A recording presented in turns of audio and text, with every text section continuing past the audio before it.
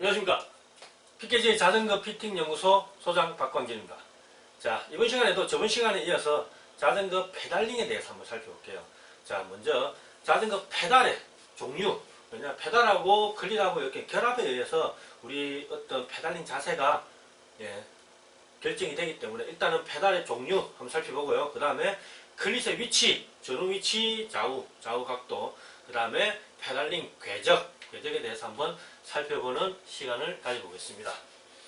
먼저 페달의 종류는 뭐 여러 가지가 있습니다. 일단 우리가 흔히 일상생활 속에서 보는 평페달. 그 다음에 우리가 이제 뭐 동호인분들이 많이 쓰시는 클립리스 페달. 클립스 페달은 뭡니까? 플로트라는 게 있죠. 딱 꽂았을 때 옆으로 좌우로 유격이 있어요. 그거는 플로트라고 합니다. 플로트를 허용합니다. 클립스. 룩 페달이 있고 시마노 페달. 크게 두 가지로 나눕니다. 많이 쓰는 게 아마 시마노 페달일 겁니다. 클립스 페달. 발끝. 룩하고 시마노는 발끝에 회전의 중심축이 있고요. 그 다음에 스피드 플레이는 발 중앙에 회전의 중심축이 있습니다. 발 중앙에 회전의 중심축이 있죠. 이 말이 뭐냐면 휴즈가 있으면 발끝에 회전의 중심축이 있고 스피드 플레이는 약간 중앙에 있다. 그렇게 보시면 됩니다. 자, 스피드 플레이는 이 조절성이 좋다. 이 말은 뭐냐면 이 플로트를 15도까지 조정할 수 있어요. 그러니까 범위가 넓다는 거죠. 그래서 초보자가 스피드 플레이 스피드 플레이 페달로 처음에 사용하다가 좀 익숙해지면 점점 플로트를 쪼으면서 쓰시다가 나중에는 뭐 룩이나 시마노, 클립스 페달로 전환하면 된다는 그 얘기죠. 그 다음 산악용이 있습니다. 이탈이 쉽고 제약 정도가 낮다. 뭐 일상생활 속에서 특히 인도, 도로에서 많이 타실 때는 이게 편합니다. 쉽게 탈착이 가능하거든요. 횡단보도 가는데 횡단보도 신호가 바뀌었다. 그냥 빨리 내리고 해야죠. 근데 클립스 페달은 힘들어요. 이거 뺐다가 다시 끼다가 하는데. 하지만 MTB는 그나마 쉽다는 거죠. 이탈이 쉽다. 그 다음 이제 경륜에서 사용하는 트랙 경기에서 사용하는 트랙 경기용 페달. 밴드가 있어요. 밴드를 꽉 조으면 발이 안 빠집니다. 안 빠져요. 근데 실제로는 빠지는 선수도 있어요. 시합하다가 처음에 이제 스타트 할 때 힘을 꽉 줘야 되잖아요. 그때 신발이 여기에 탁 빠지는 경우도 가끔 있습니다. 하지만 다른 페달에 비해서는 꽉 묶여 있기 때문에 잘 안 빠진다. 여기 이제 클립입니다. 여기에 이제 홈이 여기에 딱 결합이 되는 거죠. 그걸 딱 쪼는 겁니다. 근데 실제로 이게 일정하고 딱 꽂으면 완전히 안 움직일 것 같지만 오래 타다 보면 이게 이제 플라스틱이니까 약해집니다. 그래서 저 같은 경우는 한쪽은 벗어지고 한쪽은 그대로고. 그래서 클립스 페달이 있는 어떤 플로트가 자동적으로 생기는 경우도 있었습니다. 자, 그 다음에 이제 전후 위치, 클립의 전후 위치 한번 살펴볼게요. 우리가 처음에 이 클립을 사용할 때 클립리스 페달을 사용하거나 아니면 뭐 이런 식으로 이제 평페달에서 한 단계 올라가는 거죠. 사용할 때 이 클립 위치를 어디다가 둬야 되느냐. 그냥 샵에서 사장님이 맞춰주는 대로 그대로 써야 되느냐. 그걸 이제 측정하는 기준이 있습니다. 보시다시피 우리 발은 해부학적으로 이렇게 생겼어요. 그래서 엄지발가락 중족골 끝, 새끼발가락 중족골 끝, 이 두 지점 중간 지점에 페달 축이 오면 된다는 어떤 기본에서 출발하는 거죠. 실제로는 그 중간이 페달 축에 딱 일치한다고 해서 100% 만족하는 페달링이 나오는 건 아닙니다. 인간은 기계가 아니잖아요. 그래서 일반적으로는 거기서 약간 클릿이 한 1cm 정도 뒤로 오는 게 일반적으로 평균적으로 힘을 잘 쓸 수 있다. 왜냐? 우리 페달링은 좀 대각선 아니면 직선으로 하더라도 일단은 고관절이 뒤에서 나오잖아요. 그래서 이렇게 측정했다 해서 여기에 페달축이 딱 와야 된다. 꼭 그건 아니다. 하지만 그 기준은 이렇게 된다. 그래서 발에 사인펜으로 딱딱 칠하는 거죠. 그 가운데 딱 이쑤시개를 조각을 내서 이 상태에서 신발을 신어보면 그 부위가 볼록 튀어나오겠죠. 그 부분을 펜으로 딱 칠하는 겁니다. 실제로 저는 엄청나게 안쪽에 클릿을 사용했습니다.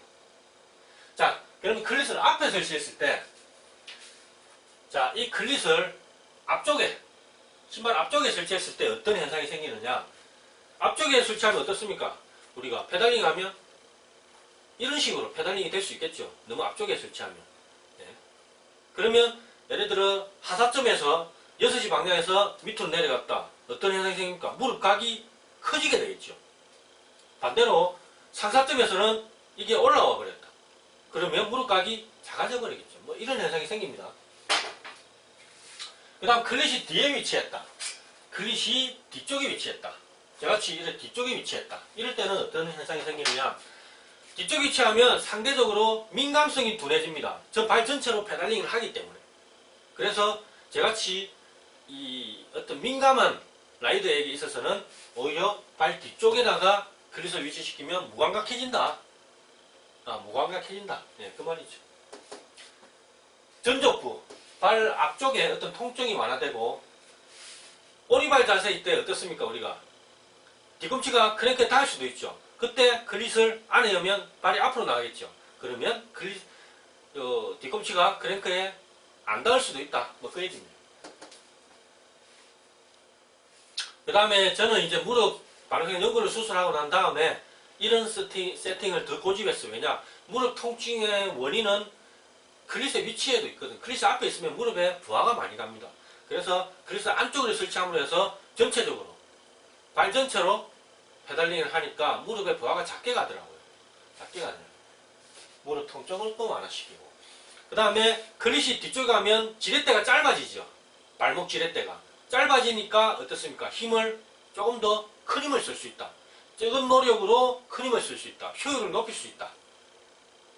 토크는 최대 토크는 약해지지만 지그시 지속적인 토크는 오래 토크를 유지할 수 있다. 네, 그 말이죠. 실제 경험에서 저는 이렇게 클릿을 뒤쪽으로 위치시킴으로 해서 적은 노력으로, 그러니까 파워, 근력이 좀 부족해도 소화를 시킬 수 있었다. 기어, 높은 기어를 소화를 시킬 수 있었다. 예. 그래서 만약 자기가 근력이 좀 부족하거나 아니면 내가 훈련량이 부족한데 뭐 평상시 훈련 부족한데 시합은 나가야 되겠다 싶은 어떤 그런 아이들은 클립스 안쪽에다가 설치하는 것도 괜찮습니다. 그리고 특히 무릎 수술을 했거나 무릎 통증이 많으신 분들은 클립스 안쪽에 설치하면 무릎 통증을 완화시킬 수 있는 방법이 될 수 있습니다. 초창기 경륜 시절 저는 무슨 자세입니까? 이거? 무릎을 모으는 자세. 그래야지 공기 저항을 작게 받는다. 뭐 선수들은 다 그렇게 타는 줄 알았어요. 그래서 저는 무릎을 모으고 처음에 탔습니다. 거의 차체, 프레임에 거의 무릎이 붙을 정도로, 스칠 정도로 탔죠. 그래서 이 경륜용 페달인데, 토크 클립이라고 있어요. 이것도 위치를 제일 안쪽으로 밀어버렸어요. 그랜드 쪽으로. 그러면 상대적으로 슈즈가 안쪽으로 간다. 뭐 그런 어떤 느낌으로. 실제로 많이 가지는 않아요. 왜냐? 클릿은 고정되어 있기 때문에 안쪽으로 가지는 않는데, 안 하는 것보다는 안쪽으로 간다. 그래서 토크 클립을 제일 안쪽으로 밀어버렸어요. 사실은 잘 타는 선수가 이렇게 타더라고요. 처음에 모방을 했죠. 그게 15년 동안 간 겁니다. 걸음걸이에 따른 세팅이 필요하다. 걸음걸이.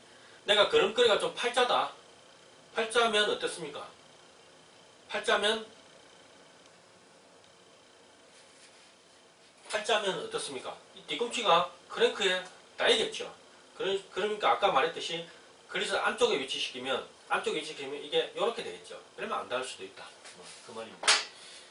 그리고 그래도 닿는다. 그러면 페달축이 좀 더 긴 걸 쓰면 안 닿을 수 있겠죠. 페달축이 좀 더 긴 걸 쓰면. 네. 페달축이 좀 더 긴 걸 써버리면 안 닿을 수도 있죠. 그리고 안장다리는 어떻습니까? 안장다리. 실제로 안장다리는 뭐 약 한 2% 정도밖에 안 된답니다. 안장다리는 자전거 탈 때 똑바로 놔놓고 타면 어떻습니까? 안장다리 불편하겠죠. 약간.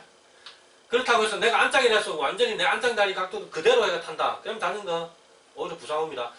기본 자세에서 약간만 틀어주는 그게 오히려 더 효율적인 페달링이 된다는 거죠. 제가 실제 탔던 크랭크인데 여기에 보이십니까? 쓸린 자국입니다. 쓸린 슈즈에 쓸린 자국입니다. 좌측이죠. 좌측. 제가 좌측발이 길거든요. 좌측발이 크거든요. 그래서 오른쪽 발은 이렇게 페달링, 좌측 발은 이렇게 해서 페달링이 된 겁니다. 그러다 보니까 뒤꿈치가 실제 탈 때 복숭아뼈 껍질이 벗겨진 적도 있어요. 여기 탁 쓸려가지고. 예. 그 다음에 이제 플로트 아까 말했듯이 글립스 페달이 처음 나왔을 때는 딱 고정이었는데 문제가 발생해 플로트를 하니까 부상이 방지되더라. 1도만 틀어줘도 급격하게 감소되는 연구도 있습니다. 특히 클릿을 교체할 때 표시를 해둬야 돼요. 표시를. 저 같은 경우는 신발 밑에 칼로 이렇게 표시를 했죠. 칼로. 사인펜 볼펜으로 하면 지워지더라고요. 그래서 칼로 흠집을 냈습니다. 칼로. 처음에는 최대 수준 플로트를 점점 줄여가면서 자기 발 어떤 형태, 페달링의 어떤 형태에 맞게끔 줄여나가면 됩니다. 그리고 경륜 선수들이나 트랙 선수들은 이렇게 밴드형 어떤 페달을 쓰는데 왜 그런 걸 쓰느냐? 짧은 시간에 격렬한 페달링을 하고 순간적으로 몰아쓰는 힘을 쓰기 때문에, 그리고 또 가속력 이런 걸 가속도를 내야 되기 때문에 벗겨지면 안 되잖아요. 그래서 이탈 방지 꽉 조는 그런 것 때문에 이렇게 밴드를 착용합니다. 자, 그 다음에 발하고 페달하고 어떤 측면 조절을 위해서는 우리는 스탠스 너비, Q팩트라고 하죠. 스탠스 너비를 어떻게 조절해야 되느냐, 그것도 중요합니다. 좁은 골반인 사람은 좁은 골반, 그러면 요 신발이 차체 쪽으로 붙어야 되겠죠. 그러기 위해서는 좁은 골반은 이왕이면 차체 쪽 붙는 게 좋겠죠. 그러면 신발이 안으로 붙기 위해서는 클릿은 밖으로 나와야 되겠죠. 이렇게. 반대로 골반이 넓다. 그러면 스탠스 너비도 좀 넓어야 되겠죠. 그러면 신발이 밖으로 나와야 되니까 클릿은 안쪽으로 가야지 신발이 밖으로 나오겠죠. 스피드 플레이는 양쪽으로 다 합이 전체 8mm가 조절이 가능하다. 스탠스 너비. 자, 스탠스 이렇게 조절할 수도 있지만 크랭크 자체의 어떤 모양에 따라서도 스탠스 너비가 달라져요. 어떤 크랭크는 이렇게 생겼고 어떤 크랭크는 약간 버려졌어요. 이런 크랭크도 있어요. 실제로 제가 선생을 하면서 시마노 드라이스 크랭크하고 그 다음에 캄파 크랭크를 비교하면 캄파는 약간 이렇게 각이 없어요. 근데 시마노는 약간 각이 있고, 또 스기노라는 또 메이커도 크랭크도 그것도 또 각이 또 좀 쓴 것 같고, 하여튼 종류별로 그 각이 틀려요. 그 다음에 BB, 보통 브라켓도 BB도 그 폭이 좀 틀려요. 약간씩. 그래서 이런 걸 잘 아시고 종류가 자기에게 맞는지 확인하시고 타시는 게, 자전거를 세팅하시는 게 좋을 것 같습니다. 자, Q앵글, Q팩트는 스탠스 너비를 했죠. 스탠스 너비, Q팩트. Q앵글은 뭐냐? 무릎 중심에서부터 우리 허벅지 중심선을 쭉 따라오는 어떤 대각선, 그걸 우리는 Q앵글이라 합니다. 왜냐? 우리 Q앵글이 왜 중요하냐면 우리가 힘을 쓸 때 허벅지에 고관절에서 나오는 어떤 파워가 발목까지 전달될 때 우리는 일직선으로 가는 게 아닙니다. 우리가 어떻게 보면 무릎에 보면 약간 볼록 튀어나온 그 좀 대각선으로 힘이 전달이 됩니다. 그렇기 때문에 그 Q앵글도 중요하다. Q앵글은 골반이 넓은 여자가 더 크다. 자, 볼까요? Q앵글. 여기서 이렇게 허벅지를 따라서 가는 거죠. 실제적으로 힘은 이렇게 우리가 씁니다. 실제적으로 약간 비스듬하게 힘을 쓰게 되죠. Q팩터는 스탠스 너비입니다. 이걸 Q팩터라고 하죠. 그 다음에 우리가 또 궤적도 중요합니다. 페달링에 있어서 페달링이 위에서 아래로 밟는 페달링인지 아니면 대각선으로 어떻게 그 햄스트링하고 둔건을 쓰는 페달링인지, 도로 사이클 같은 경우는 저는 약간 기울어진 페달링을 요 같은 경우는 좀 수직이죠. 하지만 이 페달링은 약간 대각선에 타원을 그리죠. 그래서 저는 요걸 추천합니다. 이렇게 했을 때 무릎의 부하는 작게 간다. 왜냐? 햄스트링하고 둥근으로 힘을 쓰기 때문에 무릎에는 상대적으로 부하가 작다. 그래서 저는 동호인분들한테는 이런 어떤 페달링을 추천합니다. 하지만 트랙 선수들, 경륜 선수들은 심지어는 이렇게 되는 경우도 있습니다. 이래도 상관없습니다. 왜냐? 짧은 거리에 큰 힘을 써야 되기 때문에 그런 페달링도 괜찮다. 자, 오늘은 페달링 자세에 대한 어떤 두 번째 시간으로 페달의 종류에 대해서 한번 살펴봤고요. 그 다음에 클릿의 전후 위치, 좌우 위치, 그 다음에 마지막으로 페달링 궤적에 대해서 한번 살펴봤습니다. 페달링은 어떤 분들은 페달링을 의식적으로 신경을 쓰면서 해라 그런 얘기도 있습니다. 하지만 저는 자전거 피트 입장에서 자전거의 어떤 피팅의 어떤 형태, 모양에 따라서 내 몸이 따라간다. 다르게 말하면 페달링은 자전거의 어떤 세팅, 피팅에 따라서 만들어진다. 페달링을 의식적으로 한다고 해서 그게 몸에 익숙해진다 해서 그게 페달링이 되는 게 아니다. 우리 인체는 어떻게 보면 기계입니다. 기계. 뼈하고 근육하고는 정해진 어떤 틀에 따라 움직입니다. 그렇기 때문에 자전거 세팅에 따라서 우리 몸은 움직인다. 다르게 말하면 페달링도 자전거 세팅에 따라서 변한다. 그래서 자전거 피팅이 중요한 이유가 되겠습니다. 오늘 강의 여기까지 하겠습니다. 감사합니다.